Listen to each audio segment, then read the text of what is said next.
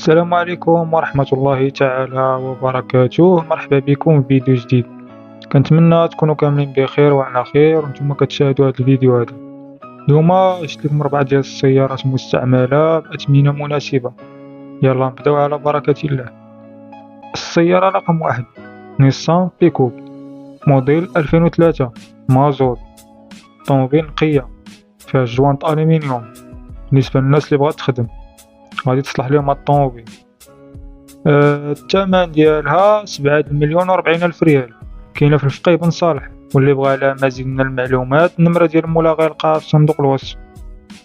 السيارة رقم 2 بيجو 508 مازوت موديل 2015، ضاربة 154,000 كيلومتر، فيها الجوانط ألومنيوم، فيها لاكليم، طوموبيل عامرة، فيها الزاج إلكتريك ب4. الثمن ديالها 14,040,000 ريال، واللي بغى على مزيد من المعلومات النمرة ديال مولا غيلقاها في صندوق الوصف. السيارة رقم 3 فيات أونو مازوت موديل 2004، فيها الزاج إلكتريك القدام وسونتراليزي وأسيستي. الطوموبيل نقية بزاف ديال الدراوش، كاينة في مدينة فاس. الثمن ديالها 2,020,000 ريال، والثمن قابل للنقاش. واللي بغى على مزيد من المعلومات النمرة ديال مولا غيلقاها في صندوق الوصف.